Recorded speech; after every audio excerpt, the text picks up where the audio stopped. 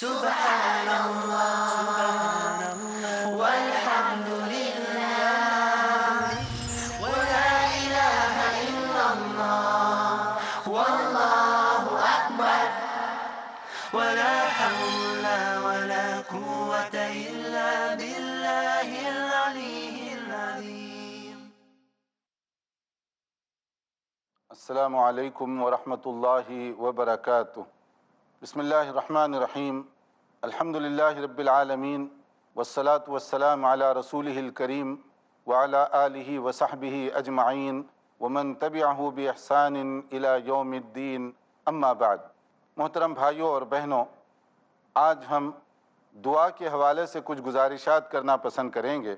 دعا یہ کیا ہے؟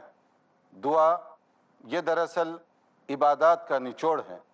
دعا مومن کا ہتھیار ہے. دعا رنج و غم اور پریشانیوں کا علاج ہے. دعا اپنی درماندگی اور اپنی عاجزی کے اظہار اور اللہ رب العالمین کی کبریائی کا ایک طریقہ ہے. دعا یہ اللہ کے انبیاء کرام اور اللہ کے نیک جو بندے ہیں ان کا یہ بہت ہی پسندیدہ عمل رہا ہے. دعا کیسے کی جائے، کس سے کی جائے، کب کی جائے اور دعا کی کیا شرائط ہیں، اس کے بارے میں ہم کچھ گزارشات اس وقت کرنا چاہیں گے. دعا یعنی سپلیکیشن، پرے، مانگنا، کسی کے سامنے عجز و انکساری کا اظہار کرنا، اسے کہتے ہیں دعا. اب ہم کس سے مانگیں، کیسے مانگیں؟ دعا اسی کے آگے کی جاتی ہے جس سے ہم سمجھتے ہیں کہ وہ ہماری مرادوں کو، پریشانیوں کو دور کرنے کی قدرت رکھتا ہو. دعا یعنی اظہار اپنا اسی کے سامنے آدمی کرتا ہے، اپنی کمزوری کا اظہار، جس کے بارے میں اس کا یہ تصور ہوتا ہے کہ شاید یہ میری جو پریشانی ہے اس کو دور کر سکتا ہے یا اس کے پاس میری پریشانی کا علاج موجود ہے. تو کون ہے وہ جو ہماری پریشانیوں کو دور کر سکتا ہے؟ کون ہے وہ جو ہماری مصیبتوں کو، ہماری آفتوں کو ٹال سکتا ہے؟ اگر ہم اس پر غور کریں تو قرآن کریم سورہ فاطر آیت نمبر 15 میں ایک بڑی اہم جو بات بتائی گئی، یا ایھا الناس انتم الفقراء الی اللہ واللہ هو الغنی الحمید، کہ لوگو تم سب عاجز ہو، تم سب ضرورت مند ہو، تم سب محتاج ہو. کس کے دربار میں؟ اللہ رب العالمین کے دربار میں. چاہے بادشاہ ہو، چاہے غریب انسان ہو، چاہے عالم ہو، چاہے عام آدمی ہو، سب کو ضرورت ہے کہ وہ اللہ رب العالمین کی بارگاہ میں رجوع ہوں. اور اللہ ہی ایک ایسی اکیلی ذات ہے جو ہماری خواہشات، مصیبتوں، پریشانیوں، دکھ اور درد کو دور کر سکتا ہے. اسی لیے کہا گیا کہ تم سب کے سب محتاج ہو، اور اگر کوئی غنی ہے تو وہ صرف اللہ رب العالمین کی اکیلی ایک ذات ہے.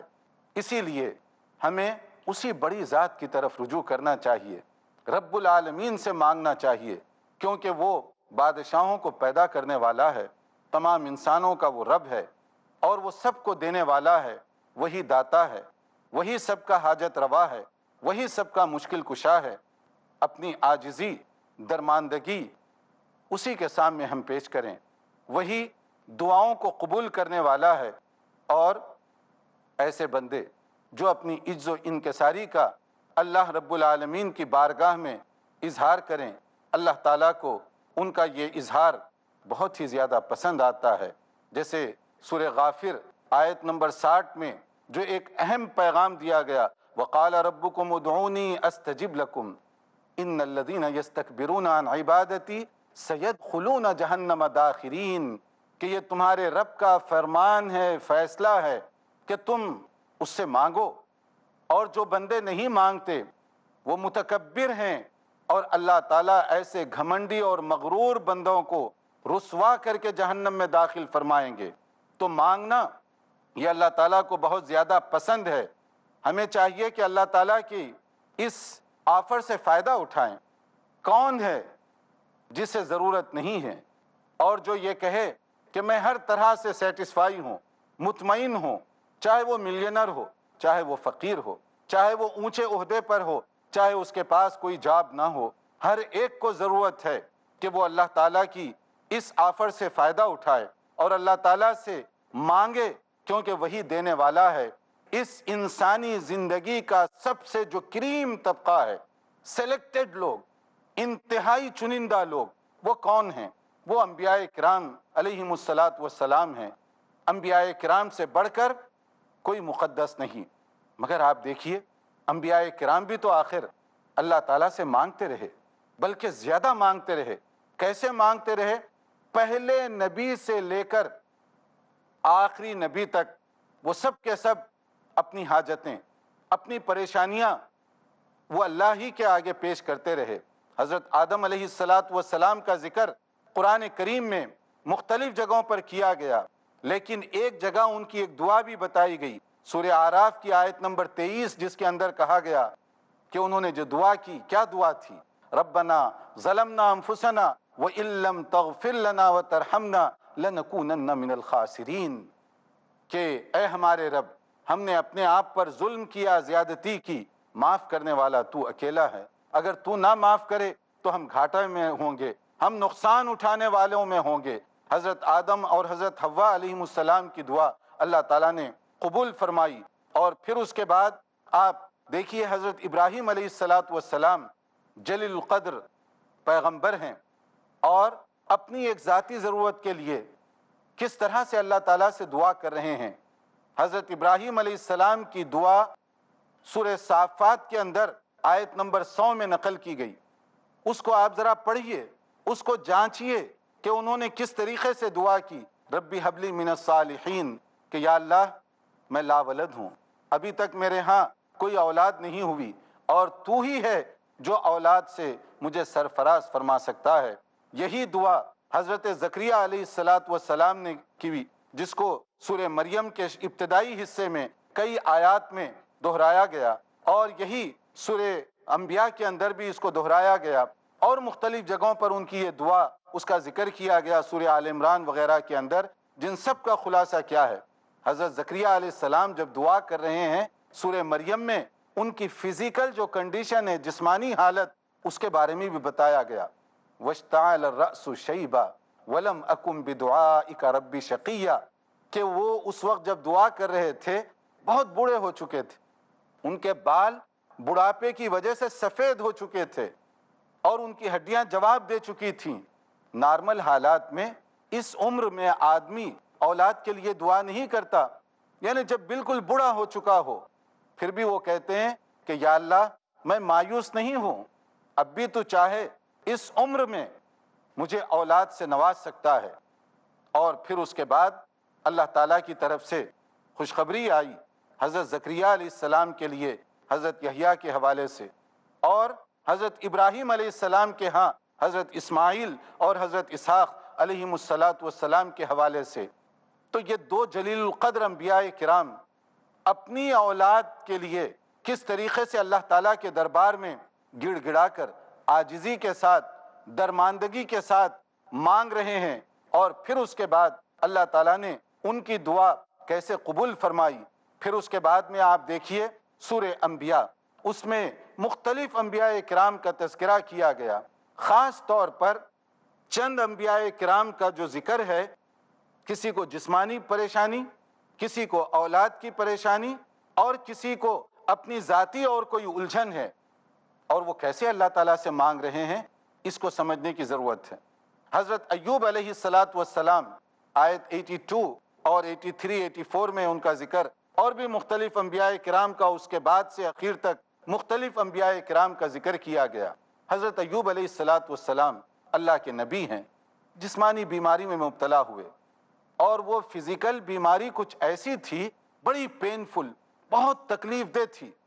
تو وہ ایک مرتبہ دعا کرتے ہوئے کہتے ہیں، جب ان کی وہ بیماری بہت ہو گئی تو کہا وَأَيُّوبَ إِذْ نَادَى رَبَّهُ أَنِّي مَسَّنِيَ الضُّرُّ وَأَنْتَ أَرْحَمُ الرَّاحِمِينَ۔ تم یاد کرو ہمارے بندے ایوب علیہ السلام کو، جب انہیں شدید تکلیف پہنچی جسمانی طور پر، تو انہوں نے اللہ کو کیسے پکارا، اور اللہ تعالیٰ نے ان کی دعا کیسے قبول فرمائی۔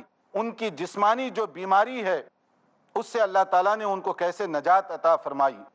یعنی ایک نبی ہیں، جسمانی بیماری میں مبتلا ہوئے، اور وہ اللہ تعالیٰ سے مانگ رہے ہیں، اور اللہ تعالیٰ کی جب تک حکمت اور مشیت رہی اس وقت تک وہ اسی آزمائش سے دوچار رہے، اور پھر اس کے بعد اللہ تعالیٰ کا فضل و کرم ہوا۔ حضرت ایوب علیہ السلام یہ جسمانی بیماری ان کی ختم ہوئی اور اللہ تعالیٰ نے ان کو وہ تندرستی عطا فرمائی۔ پھر اسی طرح سے حضرت یونس علیہ السلام، ایک اور نبی کا ذکر اس کے ساتھ ہی کیا گیا۔ حضرت یونس علیہ السلام جب ایک آزمائش میں گھر گئے تو انہوں نے کیسے دعا کی؟ فنادا فی الظلمات لا الہ الا انت سبحانک انی کنت من الظالمین، کہ یاد کرو ہمارے بندے یونس علیہ السلام کو کہ جب شدید تکلیف پہنچی، کب؟ جب وہ مچھلی کے پیٹ میں چلے گئے۔ کئی تاریکیاں، کئی ڈارکنس، مچھلی کے پیٹ کی تاریکی، اندھیری رات کی تاریکی، سمندر کی گہرائی کی تاریکی، وہاں انہوں نے کیا دعا کی؟ وہاں انہوں نے کس کو پکارا؟ وہ تاریکیوں کے اندر اللہ رب العالمین سے لو لگائے ہوئے تھے، اللہ تعالیٰ سے پکار رہے ہیں، اللہ تعالیٰ سے فریاد کر رہے ہیں کہ یا اللہ میں اتنی مصیبت میں ہوں، میں اتنی پریشانی میں ہوں، اور تو یہ سارے حالات کو جانتا ہے، تو ان ساری چیزوں کو دیکھ رہا ہے۔ میں نے اپنے آپ پر ظلم کیا، میں نے اپنے آپ پر زیادتی کی۔ یہاں آپ رکیے ایک منٹ کے لیے۔ یہ جو چند انبیاء کرام کی بات آپ کے سامنے رکھی گئی، یہ کوئی مولوی اور ملا کی بات نہیں، یہ پیر اور فقیر کی بات نہیں، یہ اسکالر اور شیخ کی بات میں نہیں کر رہا ہوں، یہ انبیاء کرام کی بات کی جا رہی ہے۔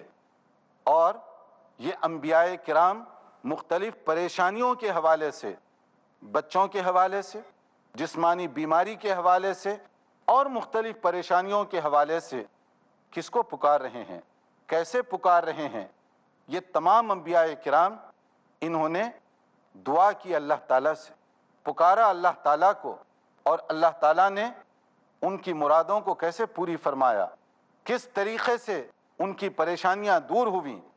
حضرت ابراہیم علیہ السلام کو اولاد سے نوازا گیا، حضرت زکریا علیہ السلام کو لڑکا ملا، حضرت ایوب علیہ السلام کی جسمانی بیماری دور ہو گئی، حضرت یونس علیہ السلام مچھلی کے پیٹ سے صحیح سالم باہر نکل آئے، اور پھر کنارے پر اللہ تعالیٰ نے ان کے کھانے کا جیسے انتظام فرما دیا۔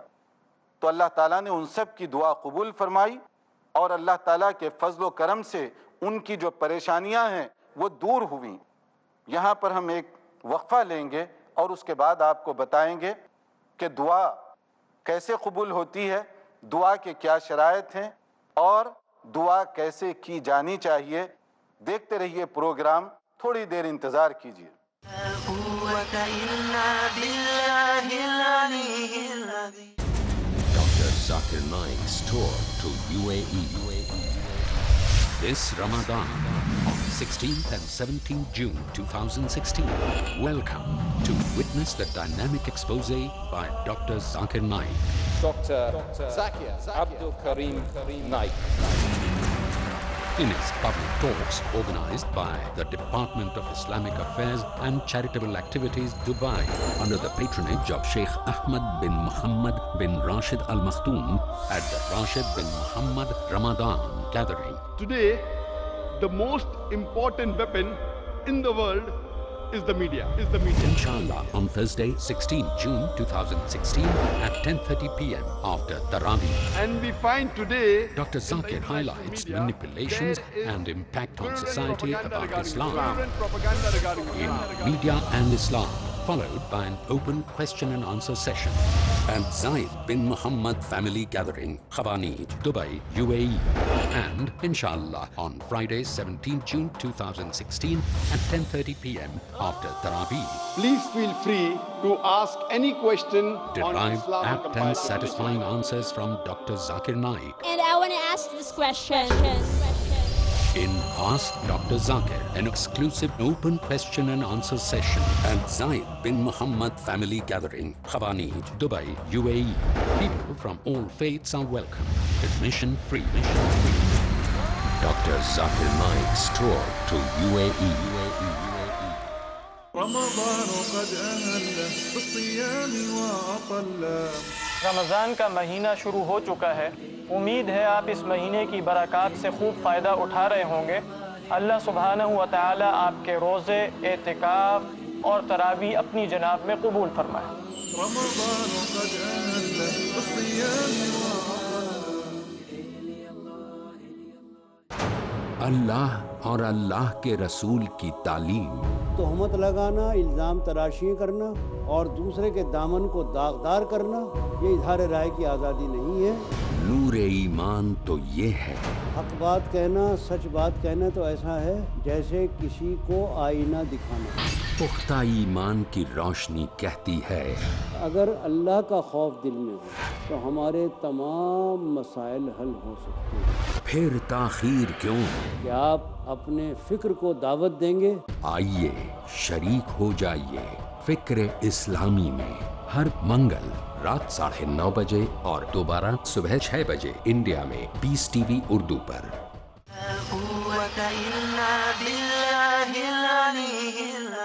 وقفے کے بعد دوبارہ آپ کی خدمت میں حاضر ہیں۔ وقفے سے پہلے ہم نے دعا کے حوالے سے خاص طور پر کچھ انبیاء کرام کا تذکرہ کیا تھا۔ انبیاء کرام سے بڑھ کر کوئی مقدس نہیں۔ انبیاء کرام کا ذکر اس لیے کیا جا رہا ہے تاکہ سورہ انبیاء کو ایک مرتبہ پھر آپ پڑھیے، اور یہ جو بڑے بڑے نبی ہیں، حضرت ابراہیم، حضرت ایوب، حضرت یونس، حضرت اسماعیل، حضرت یحییٰ علیہم السلام، اپنی جسمانی بیماری، اپنی گھریلو بیماری اور اپنی الجھن وہ خود سے دور نہیں کر سکے جب تک کہ اللہ تعالیٰ کی طرف سے فیصلہ اور اس کی مشیت شامل نہ ہوئی۔ جب اللہ نے چاہا ان کی یہ پریشانی دور ہوئی۔ اس سے معلوم کیا ہوا؟ دنیا کا مقدس ترین گروہ انبیاء کرام علیہم السلام بھی اپنی طرف سے اپنی بیماری، اپنی پریشانی، اپنی الجھن کو دور نہیں کر سکتے جب تک کہ اللہ تعالیٰ کا حکم نہ آ جائے۔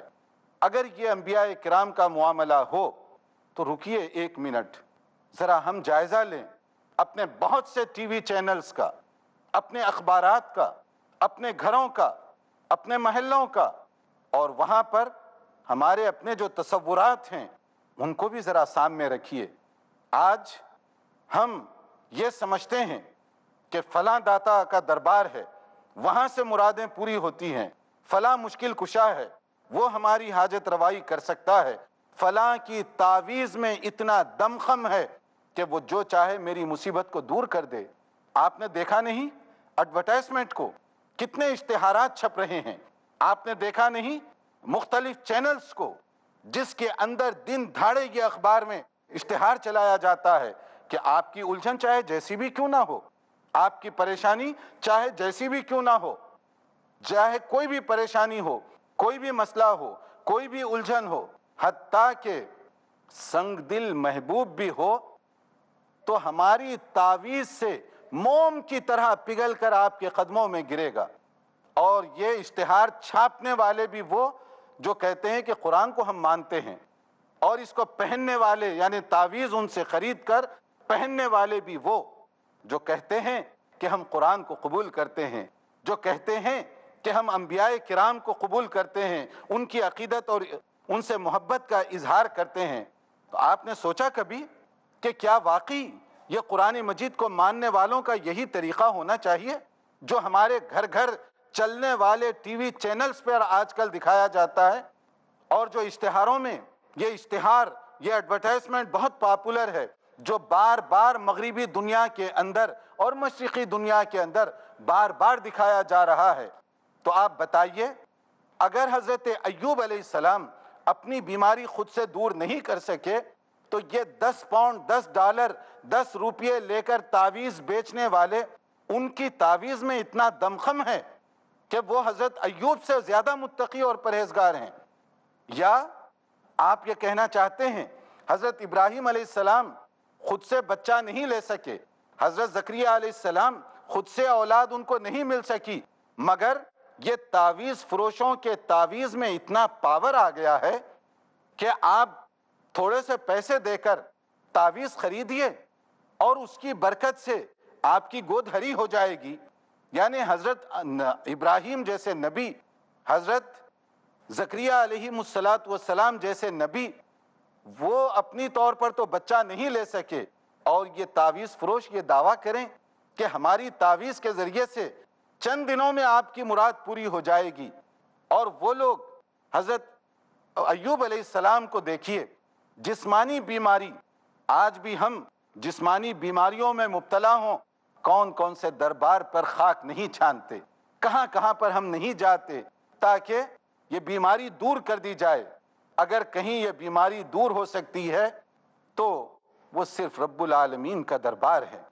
حضرت ایوب علیہ السلام جسمانی بیماری میں مبتلا ہوئے، اور وہ بیماری خود سے دور نہیں کر سکے جب تک کہ اللہ تعالیٰ کی طرف سے حکمت اور مشیت، اور اللہ تعالیٰ نے جب چاہا اسی وقت ان کی بیماری دور ہوئی۔ اور حضرت یونس علیہ السلام جب مچھلی کے پیٹ میں تھے، پریشانیوں میں گھرے ہوئے تھے، نبی ہونے کے باوجود اپنے پاور سے باہر نہیں آ سکے۔ یہ انبیاء کرام کا تذکرہ اس لیے کیا گیا تاکہ ہم ذرا بیدار ہوں، ذرا اپنے حالات کو سمجھیں۔ اور بعض لوگ سمجھتے ہیں کہ شاید یہ اختلافی کچھ بات ہے، یہ اختلافی بات نہیں، کیونکہ انبیاء کرام سے بڑھ کر کوئی مقدس نہیں، قرآن مجید سے بڑھ کر کوئی اتھینٹک کتاب روئے زمین پر نہیں ہے۔ تو قرآن کریم میں یہ بات بتائی گئی ہے، کھولیے قرآن کو، پڑھیے اپنے گھروں میں، کیا پیغام ہمارے لیے اس میں دیا گیا ہے کہ ہم یہ غلط فہمی کی وجہ سے، نادانی کی وجہ سے، اور نہ جانے کن کن پریشانیوں کی وجہ سے لوگ اس طرح کی حرکت کرتے ہیں۔ تو ہمیں چاہیے کہ دعا صرف رب العالمین سے مانگیں، اس عقیدے کے ساتھ، اس یقین کے ساتھ کہ کوئی دربار نہیں، کوئی داتا نہیں، کوئی مشکل کشا نہیں، کوئی حاجت روا نہیں۔ اگر کوئی حاجت روا ہے وہ رب العالمین ہے، کوئی مشکل کشا ہے، چاہے مشکل میری ہو، آپ کی ہو، متقی کی ہو، پرہیزگار کی ہو، پیر کی ہو، عالم کی ہو، اسکالر کی ہو، شیخ کی ہو، وہ مصیبت دور کرنے والی ذات وہ صرف رب العالمین کی ذات ہے۔ اور اگر کوئی پرابلم ہو تو وہ تعویذوں میں نہیں، اللہ رب العالمین سے مانگنے سے پورا ہو سکتا ہے۔ اللہ جب چاہے وہ ہماری دعاؤں کو قبول کرنے والا ہے۔ اس لیے ہمیں قرآن کریم میں مختلف قسم کی دعائیں بتائی گئی ہیں۔ یہ سارے سہارے کمزور سہارے ہیں، ان سب سے بڑھ کر جو سہارا ہے وہ رب العالمین کا سہارا ہے، اس سے بڑھ کر کسی کا دربار نہیں، اس سے بڑھ کر کوئی مشکل کشا نہیں، اس سے بڑھ کر کوئی حاجت روا نہیں۔ انبیاء کرام کا اسوہ ہمیں یہی بتا رہا ہے کہ ہم سب سے کٹ کر ایک رب سے جڑیں، ایک رب سے مانگنے والے بنیں، ایک رب پر ہمارا یقین اور توکل ہو۔ قرآن کریم میں جو مختلف دعائیں بتائی گئیں، حتیٰ کہ عام جو باتیں ہیں اللہ تعالیٰ سے مانگنے کی، جو باتیں جیسے بتائی گئیں سورہ طٰہٰ آیت 25 کے اندر جو بتایا گیا، رب اشرح لی صدری ویسر لی امری واحلل عقدۃ من لسانی یفقہوا قولی۔ حضرت موسیٰ علیہ السلام کو جو ہیوی ٹاسک دیا گیا تھا فرعون کے دربار میں جا کر تبلیغ اسلام کے پیش کرنے کا، تو وہاں انہوں نے یہی دعا کی تھی کہ یا اللہ میری زبان میں قوت گویائی عطا فرما دے، میرا جو مشن ہے اس کو آسان کر دے، اور میرے دل کو اتنا کشادہ، سینے کو اتنا کشادہ کر دے کہ میں اپنے مشن کو بہتر طریقے سے وہاں پیش کر سکوں۔ اور قرآن کریم کی جو مشہور دعا ہم سب کو وہ یاد بھی ہونا چاہیے، اس کو بار بار پڑھتے رہنا چاہیے، ربنا آتنا فی الدنیا حسنۃ وفی الآخرۃ حسنہ وقنا عذاب النار۔ یا اللہ دنیا کی بھلائیاں عطا کر دے، یا اللہ آخرت کی بھلائیاں عطا کر دے۔ اور اس طرح کی جو مختلف دعائیں ہمیں بتائی گئی ہیں اس کو ہم یاد کریں۔ مسنون جو دعائیں ہیں رسول اکرم صلی اللہ علیہ وسلم کی زبان مبارک سے نکلے ہوئے، اس کو ہم سیکھیں، اپنی اولاد کو سکھائیں، اور اس کو بار بار ہم پڑھتے رہیں۔ اگر ہماری روزی حرام کی ہوگی ہماری عبادت بے جان ہو جائے گی، ہماری دعاؤں میں تاثیر ختم ہو جائے گی، حتیٰ کہ وہ حج کرنے کے لیے جائے گا، جب لبیک کہے گا تو اس کے لیے کہا جائے گا لا لبیک ولا سعدیک، تمہارے لیے تمہارا آنا کوئی خوشبختی کی علامت نہیں، تمہاری حاضری کو رد کر دیا جاتا ہے۔ یعنی ایسے آدمی کا صدقہ قبول نہیں، ایسے آدمی کی قربانی قبول نہیں، ایسے آدمی کا حج قبول نہیں جو حرام کے ذریعے سے یہ کر رہا ہو۔ تو یہ ساری عبادات کی گویا کہ جان ہے کہ ہماری جو روزی ہے، وہ ہمارے جو ذرائع آمدنی ہے وہ حلال کے ہونے چاہیے۔ اور اسی طرح سے ایک جو بڑی اہم گزارش ہے وہ یہ کہ ہم اللہ رب العالمین سے اپنے رشتے کو مضبوط کریں، اسی سے مانگیں، اسی سے اپنے تعلق کو زیادہ سے زیادہ استوار کریں، اور اللہ تعالیٰ کی یہ آفر ہے جیسے سورہ بقرہ کے اندر کہا گیا وَإِذَا سَأَلَكَ عِبَادِي عَنِّي فَإِنِّي قَرِيب، کہ بندے جب میرے متعلق کہتے ہیں، پوچھتے ہیں، تو اے نبی صلی اللہ علیہ وسلم آپ انہیں بتا دیجئے کہ میں تمہارے بہت قریب ہوں۔ تو کیا کرتا ہوں؟ جب بھی دعا کرنے والا مجھ سے کوئی مانگتا ہے تو میں ان کی دعاؤں کو قبول کرتا ہوں۔ تو لوگوں کو چاہیے کہ وہ میری اس آفر سے فائدہ اٹھائیں، مجھ پر یقین رکھیں اور اس کے مطابق مجھ سے مانگیں۔ تو یہ اللہ تعالیٰ کی طرف سے آفر ہے کہ کوئی بھی پریشانی ہو اسی کی طرف ہم رجوع کریں، اسی سے مانگیں۔ وہ سب کا رب ہے، وہ رب العالمین ہے، وہ ہر ایک کی سنتا ہے۔ یہاں کسی کی سفارش کی ضرورت نہیں، یہاں کسی واسطے وسیلے کی ضرورت نہیں ہے، وہ سب کی دعاؤں کو سننے والا ہے۔ یہ اس کی طرف سے آفر کی جا رہی ہے، ہمیں چاہیے کہ اس آفر سے فائدہ اٹھائیں۔ اللہ نے فرمایا اجیب دعوت الداعی اذا دعانی فلیستجیبوا لی بھی لعلہم یرشدون، کہ میں جب بھی کوئی دعا کرے تو میں ان کی دعاؤں کو قبول کرتا ہوں۔ لوگوں کو چاہیے کہ وہ مانگے مجھ سے اور میں ان کی دعاؤں کو قبول کرنے کے لیے تیار ہوں۔ تو رب العالمین کی اس آفر سے ہمیں فائدہ اٹھانا چاہیے۔ اللہ تعالی ہمیں اس قابل بنائے کہ ہماری دعاؤں میں تاثیر پیدا ہو سکے، اور اللہ تعالی ہمیں صرف اسی سے مانگنے اور اسی پر توکل کرنے کی سعادت عطا فرمائے۔ وآخر دعوانا ان الحمد للہ رب العالمین، والسلام علیکم ورحمۃ اللہ وبرکاتہ۔ سبحان اللہ والحمد للہ ولا الہ الا اللہ واللہ اکبر ولا حول ولا قوة الا باللہ۔